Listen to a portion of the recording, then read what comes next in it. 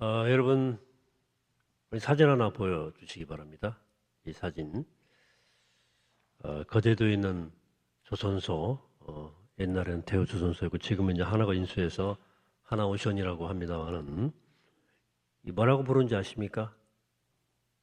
골리앗 크레인이라고 부릅니다. 어마어마한 크기의 크레인이어서 골리앗 크레인이라고 부릅니다. 제가 거제도 목회할 때 1998년도 당시 기업인이었던 도널드 트럼프 대통령이 당시 기업인이었거든요. 여기를 방문한 적이, 거제도를 조선소를 방문한 적이 있었습니다. 트럼프가 저 크레인 꼭대기에 올라갔어요. 크레인 위로 엘리베이터가 있어 엘리베이터가 올라가게 되어 있습니다. 엘리베이터가 딱 올라가게 되어 있는데 일반인들은 그 위로 올라가는 것만으로도 두려움을 느낍니다. 트럼프가 올라가면서 연신, wonderful, amazing 막 그래가지고 화제가 된 적이 있어요. 멘탈이 대단하다 하는 생각이 들었던 적이 있습니다. 모험적이다. 또 거인 골리앗을 좋아하는가 하는 생각도 들기도 했어요. 어쨌든 골리앗은 거대한 힘의 상징입니다. 근데 그 거대한 힘, 거인 골리앗을 쓰러뜨린 사람이 있었으니 그게 누구죠? 다 아는 얘기죠? 다윗이에요. 그 대답은 정확한 답은 아니에요. 사무엘하 21장 19절에 따르면 가드 사람 골리앗을 정작 죽인 사람은 베들레헴 사람 야이로김의 아들 엘하난이라고 되어 있습니다. 우리말 성경 개역 개정에는 엘하난이 가드 사람 골리앗의 아우 라흐미를 죽였다 이렇게 된 사본을 택했지만 원래 히브리 성경에는 아우 라흐미가 빠져 있습니다. 루터의 성경 번역에도 엘하난이 골리앗 죽인 것으로 나와요. 그래서 우리 성경 개정판도 보시면 이 구절이 우리가 일반적으로 알고 있는 것과 좀 다르다 그래서 작은 글씨로 조그만 글씨로 보일 때마다 하게 아우라음이라고 첨가해 놓은 것을 볼 수 있습니다. 그런데 골리앗을 정작 진짜 죽인 사람이 다윗이냐 아니면 엘하난이냐 하는 것은 그렇게 중요한 점은 아니고요. 이런 이유에서 그렇습니다. 첫째, 고대 역사는 객관적인 사실도 중요하지만 영웅을 드러내는데 무게가 더 컸어요. 다윗이 고대 유대 전쟁의 혁혁한 영웅이었기 때문에 유대 역사는 다윗 중심으로 기록될 수밖에 없었다는 사실입니다. 둘째, 구약 성경에 나오는 고대 유대 전쟁 이야기는 영웅의 서사란 형식을 통해서 하나님에 대한 신앙을 전달하고 있는 거예요. 그러니까 다윗과 골리앗의 이야기를 통해서 고대 이스라엘 사람들의 신앙을 배우는 것이 성경에 있기에 핵심입니다. 그 신앙을 우리가 정확하게 이해하기 위해서라도 오늘 우리는 다윗과 골리앗의 이야기가 어떻게 진행되는지를 아셔야 되겠습니다. 이스라엘의 초대왕은 사울입니다. 사울은 아들인 요나단에게 왕위를 물려주지 못했어요. 거기 여러 가지 이유가 있겠습니다만은 그중 하나가 백성들의 강력한 지지를 받는 다윗의 등장이었습니다.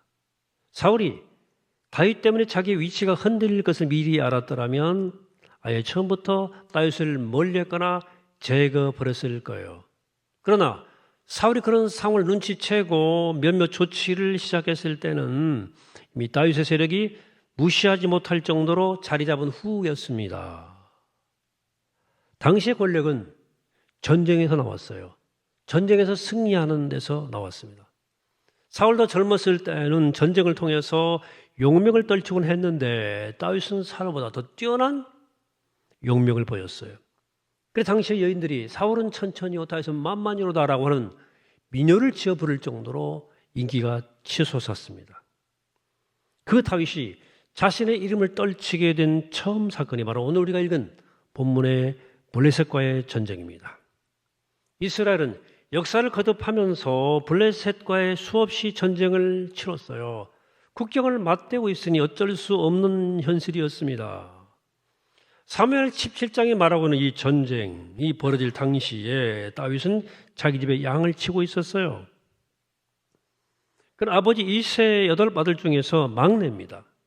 큰 아들 3명은 이미 전쟁터에 나갔어요. 아마 직업 군인의 길을 걸었던 것 같아요. 어느 날 아버지 이세는 다윗에게 심부름을 시키죠. 전쟁터에 나간 형들의 안부를 물어보고 알아보고 오라는 거예요. 전쟁터에 다윗이 도착했을 때 블레셋 진영에서 마침 골리앗이 나와서 유대 군대를 향해 조롱을 퍼붓고 있는 중이었습니다. 골리앗은 구척장신 거인입니다. 2m를 훌쩍 넘어 3m 육박하는 어마무시한 키, 무기도 60kg 나가는 무기를 들고 있어요. 온몸이 철갑으로 둘렀습니다. 천하무적의 용사입니다. 골리앗은 전쟁 때마다 나타나서 적군의 기선을 제압하면서 큰 무공을 세운 사람이었습니다. 이스라엘 장군들과 군인들은 질에 공포에 질려서 그와 싸울 엄두도 내지 못한 채 그냥 이러저러한 염려만 하고 있었던 상황이었어요. 정말 큰일이네. 저 골리앗 블레셋을 어떻게 우리가 당해낼 수 있겠냐. 오죽했으면 우리의 왕 사울이 골리앗을 제거하는 사람들에게 많은 재물을 주고 세금도 면해주고 더구나 공주를 줘도 부마로 삼겠다고 약속까지 했겠냐. 그래도 아무도 안 나서는 거야. 다윗은 지금이야말로 자신이 역사의 무대에 등장할 절호의 기회라고 생각했던지 아니면 이스라엘이 할례받지 않은 블레셋 사람에게 모욕당하는 것에 대한 분노가 있었던지 자신이 골리앗과 싸워보겠다는 뜻을 사람들에게 털어놓습니다. 그 소문이 사울왕이 전달되어서 결국 사울은 다윗을 불러요. 사울왕은 다윗을 가상하게 여기긴 했지만 골리앗과의 싸움은 무모한 일이다. 포기하라고 얘기합니다. 프로 격투사 골리앗 앞에서 양치기 촌놈이 명함을 낼 수가 있겠습니까? 해볼 수 없죠. 다윗이 사울에게 큰 소리 치는 거예요. 자기가 양치기 하면서 사자나 곰이 나타났을 때 싸워 이긴 경험이 있다. 오늘 17장 35절의 이야기입니다. 내가 따라가서 그것을 치고 입에서 새끼를 건져내었고 그것이 일어나 나를 해하고자 하면 내가 그 수염을 잡고 그를 쳐 죽였습니다. 약간 좀 부풀린 표현이긴 합니다만은 어쨌든지 이렇게 막 말하니까 이런 말로 허락을 받은 다윗은 용사들이 입는 군복과 칼을 사양하고 평소 복장으로 양을 잡으려고 잡아먹으려고 오는 동물들에게서 양을 지킬 때 사용하던 막대기하고 매끄러운 돌 5개 그 물매를 들고 블레셋 골리앗과 맞짱 들어 나갔습니다. 이들의 격투 장면이 오늘 본문에 쭉 소개되어 있어요. 다윗이 양 진영이 대치하고 있는 그 중앙에 딱 나섰습니다. 이스라엘 백성들이 아마 환성을 실었을 수도 있고 함성을 아니면 웅성웅성 그랬을 수도 있어요. 제가 왜 저러려고 그러나. 자, 다윗이 골리앗을 이길 것이라고 기대하지는 않았겠지만 그래도 한번 붙어본다는 것만으로도 위로가 될 수 있었겠습니다. 골리앗은 방패든 사람이 오니까 어떤 사람이 오니까 방패든 사람 앞세우고 다윗을 향해서 천천히 걸어가 봤어요. 가서 보니까 기가 막힌 거야. 얼굴이 보니까 젊고 붉고 발그스레하고 아름다웠다. 싸움꾼의 풍모가 아니에요. 예술가나 학자의 모습이에요. 뽀해가지고 아름답고 골리앗이 가소롭다는 시 말합니다. 43절에서 블레셋 사람이 다윗에게 이르되 네가 나를 개로 여기고 막대기를 가지고 내게 나왔느냐고 그의 신들의 이름으로 다윗을 저주합니다. 블레셋 신 다곤의 이름으로 다윗을 저주합니다. 그 44절에서 블레셋 사람이 또 다윗에게 이르되 내게로 오라 내가 네 살을 공중의 새들과 들짐승에게 주리라 하는지라 호령을 칩니다. 목소리가 뭐 천둥 같았겠을 거예요. 사람들이 기죽을만 하죠. 다윗은 오히려 기세가 더 등등해서 오늘 45절 이하 이렇게 외칩니다. 너는 칼과 창과 단창으로 내게 오고 나오거니와 나는 만군의 여호와의 이름 곧 네가 모욕하는 이스라엘 군대의 하나님 이름으로 네게 나아가노라. 오늘 여호와께서 너를 내 손에 넘기시리니 내가 너를 쳐서 내 목을 베고 블레셋 군대 시체를 오늘 공중에 세웠다니 들짐승에게 주어 온 땅으로 이스라엘의 하나님이 계신 줄 알게 하겠고 또 여호와의 구원하심이 칼과 창에 있지 아니함을 이 무리에게 알게 하리라. 전쟁은 여호와께 속한 것인즉 그가 너희를 우리 손에 넘기시리라. 풍문은 용사의 풍문은 아니었지만 다윗의 말이 얼마나 유려하고 단호한지 골리앗이 말로 다윗 상대하기가 쉽지 않았어요. 그래 더 화가 나가지고 골리앗은 다윗을 한 방에 박살내려고 성큼성큼 다가섭니다. 골리앗은 그 돌렛의 눈에 다윗은 한 주먹 감도 안 돼요. 한 줌이 한 줌.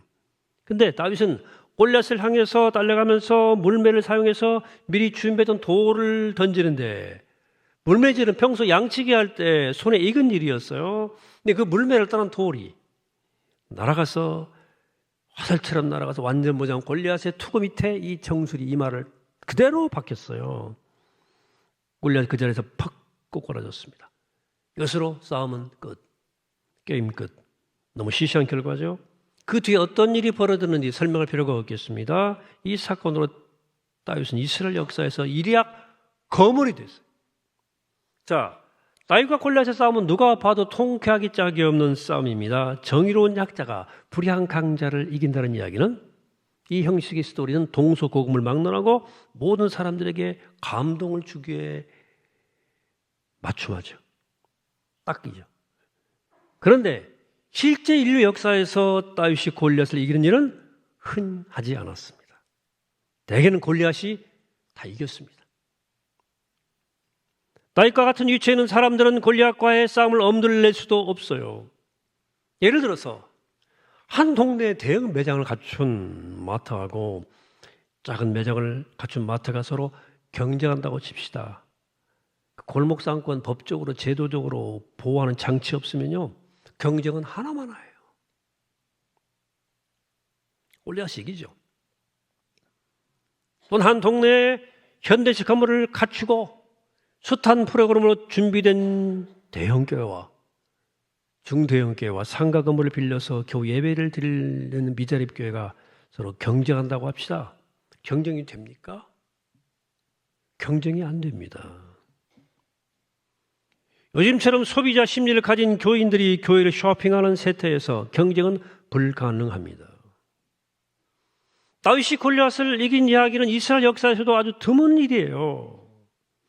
오히려 이스라엘은 골리앗 같은 주변 강대국에 의해서 수없이 시달림을 당했고 나라를 송두리째 빼앗긴 일도 여러 번이었습니다. 그게 이스라엘을 비롯해서 세계 모든 나라와 민족 그리고 개인에 되기까지 인류 역사에서 벌어진 그리고 벌어지고 있는 현실입니다. 자, 그러면 다윗과 골리앗의 이야기는 오늘 우리에게 무엇을 의미하는 말해주고 있는 것일까? 유대인들은 이야기를 읽으면서 무슨 생각을 했을까요? 골리앗 같은 세상에서 다윗의 믿음을 가지면 이길 수 있다는 의미일까요? 우리도 다윗처럼 물맷돌 돌리는 기술을 익혀서 싸우자는 말일까요? 하나님은 늘 약자를 도우신다는 그런 가르침일까요? 또는 아무리 약한 상대라도 골리앗처럼 방심하다가는 큰일 난다. 오히려 당한다는 교훈이 거기 들어있는 걸까요? 이런 것들이 일부 포함되어 있지만 이런 것들은 부수적인 것들입니다. 이 이야기가 전하고 싶은 핵심 메시지는 이스라엘이 하나님의 구원 사건에 집중했다는 거예요. 그것이 결투를 벌이기 직전에 다윗이 한 말에 들어있습니다. 그 구절 우리가 앞에서 읽었죠? 우리가 주목할 말씀 47절 말씀 함께 합독해 봅시다. 시작. 여호와의 구원하심이 칼과 창에 있지 아니함을 이 무리에게 알게 하리라. 골리앗은 칼과 창을 상징합니다. 당시의 싸움은 어느 나라가 칼과 창을 더 많이 더 강하게 만드냐에 달려 있었어요. 칼과 창은 철기 문묘가 필요합니다. 철을 다룰 수 있는 기술이 있어야 칼과 창도 잘 만들 수 있어요. 당시 블레셋에는 이스라엘보다 더 발전된 천리 문명이 있었습니다. 이스라엘의 군사력은 블레셋을 당해낼 수가 없어요. 그러나 그들은 전쟁이 반드시 군사력이 있다 의해 결정된다고 생각하지 않았습니다. 오히려 하나님에 의해서 결정된다고 보았습니다. 그리고 지금 골리앗에 맞선 다윗의 입술을 통해서 야훼 구원하심이 칼과 창이 있지 않다고 과감하게 선포하고 있는 것입니다. 자, 그럼 이 말이 과연 옳은가? 이 말이 진리인가? 현실적으로 보면 전쟁에서의 승패는 칼과 창에 달려 있습니다. 세계 패권 휘둘렀던 제국들을 보십시오. 칼과 창으로 세상을 지배했습니다. 고대 근동을 지배했던 아시리아, 바벨론, 페르시아, 헬라 제국, 로마 제국에 이르기까지 모두 칼과 창으로 세상을 지배했던 나라들입니다. 지금도 마찬가지죠. 미국, 중국, 러시아, 일본. 지금도 칼과 창으로 군사력과 경제력으로 패권을 행사하려 하죠. 특히 미국의 군사력은 천하무적입니다. 경제적으로도 패권을 유지하려고 지금 전 세계를 공략 중입니다. 다윗과 골리앗의 이야기를 하나님 말씀으로 믿는다고 자처하는 이 현대 이스라엘도 칼과 창으로 무장하는데 온 힘을 기울여 이미 핵무기를 보유한 것으로 알려져 있습니다. 우리나라 국방비도 천문학적 액수예요. 북한도 핵이 있고. 우리 일상생활에서도 칼과 창은 승리의 원동력입니다. 학력, 스펙, 돈, 인맥 등이 출세의 지름길입니다. 또 간단히 말하면 돈이 많아야만 인생 성공이라고 생각하는 거죠. 근데 모든 사람이 다 부자가 될 수 없고 모든 사람이 1등이 될 수 없는데도 모두 이런 길을 가려고 하니까 결국 싸울 수밖에 없습니다. 전쟁입니다. 이제 인생살이 자체가 전쟁입니다. 전쟁에 승리하기 위해서 칼과 차를 준비해야 하듯이 우리는 끊임없이 자신을 무장하기 위해서 수고를 아끼지 않습니다. 고대 이스라엘은 그 대신은 칼과 창으로 작동되는 이 세상을 표피적으로만 보지 않고 더 심층적으로 보았습니다. 그것은 바로 야훼의 권하심이 칼과 창이 있지 않다고 하는 말씀이 우리에게 말해주는 바입니다. 여러분, 칼과 창은 세상의 방식이고 사람의 방식입니다. 그것으로 하나님의 구원을 이룰 수 없습니다. 칼과 창으로 물리적 힘으로 세상에 평화를 가져올 수 없습니다. 이런 말씀이 너무나 낭만적으로 이상적으로 들리십니까? 멋진 말이긴 하지만 현실성은 떨어진다고 생각하십니까? 멋진 말이긴 한데 그러면 실질적으로 한번 생각해 봅시다. 여러분들이 칼과 창을 통해서 원하는 것을 다 손에 넣었다고 가정해 봅시다. 그것으로 온전히 행복할 수 있겠습니까? 자신이요? 그렇다고 생각되는 분들은 그렇게 사세요. 그러나 영원히 살아있는 사람은 그런 것을 결코 만족할 수 없다는 사실을 아셨을 거예요. 현대인들은 이런 점에 착각하는 경우가 너무나 많아요. 인터넷 TV를 통해서 수많은 정보를 접하죠. 거기에 성공 신화가 수없이 등장해요. 성공한 기업인 얘기는 물론 성공한 체육인, 성공한 연예인, 성공한 종교인 등 이야기가 숱하게 등장합니다. 열심히 노력을 해서 많은 것을 이룬 사람들이 행복한 것처럼 보이는 장면들이 자주 우리 앞에 펼쳐져요. 되게 그런 장면들은 다 사실이 아닐 수도 있고 보여주기 식의 위선일 경우도 꽤 많습니다. 여러분, 그러니까 사람들이 자기를 행복하게 보이도록 쇼잉하는 것, 드러내 보이는 것을 그대로 받아들이시면 안 됩니다. 저도 SNS를 좀 하는데요. 거기에 저의 고통스러운 내면과 일상을 드러내는 일은 거의 없습니다. 잘하지 않습니다. 그런 얘기는. 사람이 어떻게 매일 좋은 일만 일어나고 매일 좋은 것만 보고 다니고 매일 맛있는 것만 먹고 다니겠습니까? 어느 정도는 다 포장되어 있는 거예요. 그런데도 그런 그림을 보는 사람들이 그걸 있는 그대로 받아들이고 막 부러워하잖아요. 그렇게 부러워받는 사람도 그렇게 자꾸 부러우라고 쇼 보여주는 건데, 또 존경받는 사람들은 정말 본인의 행복한 것처럼 착각하고 사는 거예요. 이게 악순환적 고리예요. 이런 악순환으로 인해서 모두가 칼과 창에 매달릴 수밖에 없는 현실을 사는 겁니다. 자, 구원이 오직 여호와 하나님께 있다는 말은 구원과 행복은 오직 여호와 하나님으로부터만 가능하다는 뜻입니다. 아니, 이 세상에서 잘 먹고 잘 사는 것 말고 도대체 야훼 구원이 무엇인가? 라고 물을 분들이, 궁금할 분들이 있을 수도 있겠습니다. 이것은 여호와 하나님이 누구신가라는 질문과도 통합니다. 하나님과의 아이덴티파이, 그 하나님과의 일치가 그 구원이기 때문입니다. 이렇게 예를 들어볼 수 있죠. 한 동네에서 아이들이 딱지치기를 하고 있어요. 서로 많이 따기 위해서 온갖 수단 방법을 다 강구를 하고 딱지치기를 합니다. 근데 싸우기도 하죠.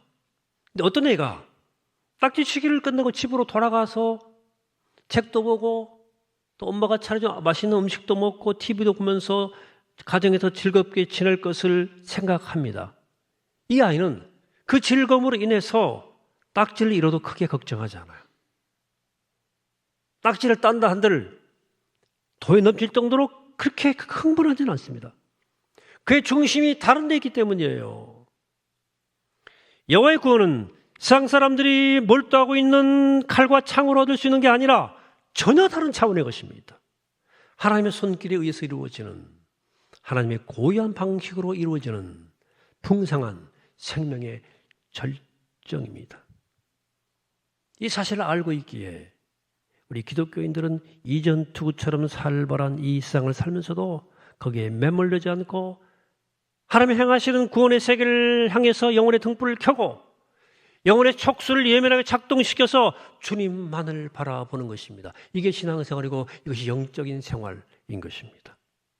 마가복음 14장 35절 이하에서 예수님이 제자들과 함께 배를 타고 갈릴리 호수를 건너는 동안에 풍랑을 만난 얘기가 나와요. 배가 난파될 지경이었습니다.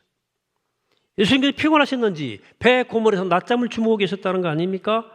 제자들이 한번 아우성을 치니까 주님께서 잠에서 깨어나서 바람을 꾸짖었어요. 바람이 그치고 파도가 잔잔해졌습니다. 이 사건 앞에서 제자들은 두려워하면서 서로 이렇게 말했습니다. 41절에서 그가 누구에게 바람도 바다도 순종하는가? 그가 누구에게 이 풍랑을 잠잠케 하는가? 그들이 누구인가 하라고 한 그런 바로 하나님의 아들 예수 그리스도이십니다. 이 말씀은 진정한 평화는 칼과 창에 있는 것이 아니라 부와 명예, 물리적 힘에 있는 것이 아니라 오직 예수 그리스도를 통해서만 가능하다고 하는 선언이고 고백입니다. 사랑하는 여러분, 우리의 삶은 골리앗 앞에 선 다윗이나 풍랑을 맞는 제자들의 상황이라고 해도 과언이 아닙니다. 칼과 창으로 무장된 힘들이 우리를 가로막아요. 해볼 수가 없어요. 아니, 똑같이 칼과 창으로 한번 해보겠습니까? 그런 방식으로 우리는 결코 그들 이길 수 없을 것이며 그런 방식으로 해서 이겨봐야 별것 아니다는 거예요. 하나님께서 하나님만의 고유한 방식으로 우리를 대신해서 싸우십니다. 그것이 오늘 본문의 다윗의 승리의 결과입니다. 여러분, 그러면 기억하십시오. 내가 직접 싸우는 게 아니라 하나님이 싸우십니다. 하나님이 싸우세요. 우리는 그 하나님의 싸움을 보고 놀라워하고 그걸 증언하는 사람들 뿐입니다. 우리는 증언 공동체예요. 그 싸움의 끝이가 바로 예수 그리스도의 십자가와 부활이에요. 그렇습니다. 여호와의 구원은 칼과 창이 아니라 십자가와 부활에서 옵니다. 이 사실을 아는 사람은 복이 있을지어다. 제가 다녀온 유럽은 기독교 문명이 꽃피었던 곳입니다. 그들이 복음을 받아들이고 예수를 잘 믿을 때 꽃피었던 기독교 문명은 눈부신 것이었습니다. 지금도 그들은 예수 잘 믿은 조상들 덕분에 그들이 이룬 찬란한 문화 덕분에 관광으로 먹고 삽니다. 엄청난 수익을 올려요. 그러나 그들이 하나님의 힘과 능력을 의지하지 않고 칼과 창의 힘으로 세상을 지배하려 했을 때 그들은 영락없이 몰락의 길을 걸었던 것을 우리는 확인할 수 있습니다. 한때 세계를 지배했던 스페인에서, 로마에서, 영국에서 여실히 우리는 그걸 확인해낼 수 있습니다. 저는 우리 시대의 기독교가 숫자의 힘으로 세를 모아서 세상에 영향력을 행사하는 움직임에 대해서 깊은 우려를 가집니다. 물론 대한민국 국민은 누구나 자신의 주장을 할 수 있고 그 주장을 외칠 수 있습니다. 우리는 정의를 위해 평화를 위해 일해야 됩니다. 역사는 다수의 결집을 통해서 그 힘을 확장해 왔어요. 여러분, 민주주의 제도 안에서 다수결 원칙이 있죠. 승복해야죠. 원칙이 있고 그 숫자가 무의미한 게 아니에요. 그러나 역사 속에서 기독교가 숫자의 힘으로 세상을 변화시킨 적은 한 번도 없습니다.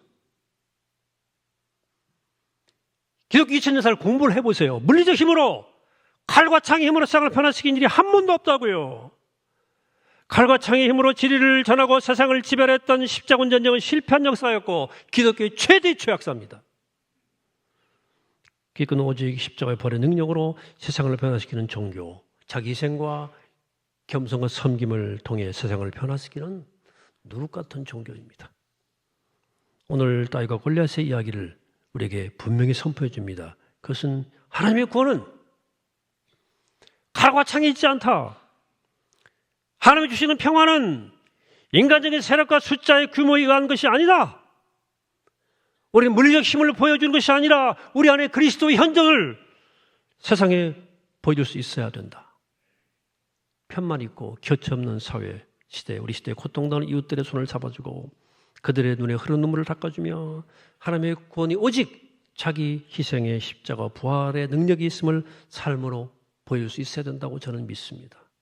바라기는 우리 안에 이 그리스도의 능력, 십자가의 부활의 능력, 영적인 능력이 있어서 이 땅에 하나님 나라를 이루어가는 우리 모두가 되기를 이 시간 주의 이름으로 간절히 축원합니다. 기도하겠습니다. 걸어가시고 자비로우신 아버지 하나님, 오늘 주의 말씀을 듣습니다. 하나님의 구원은, 여호와의 구원은 칼과 창이 있지 않다 하는 말을 기억하면서 이 다윗의 고백을 통해 우리에게 전해준 하나님의 진리와 메시지를 가슴에 담게 하시고, 하나님 오직 그리스도의 십자가의 능력을 통해서, 그 부활의 능력을 통해서 세상을 이기고 하나님 나라를 심어가는 거룩한 종들 될 수 있도록 축복해 주시고, 이래 우리 모든 그리스도인들이, 이래 모든 교회들이 쓰임받도록 인도해 주시고 역사해 주셔서 세상을 진정으로 누룩처럼 변화시키는 빛과 소금으로 우리가 살아갈 수 있도록 우리 모두를 축복하시고 붙잡아 주시고 우리와 함께 동행하시옵소서. 감사드리옵고 예수 그리스도 이름으로 기도합니다. 아멘.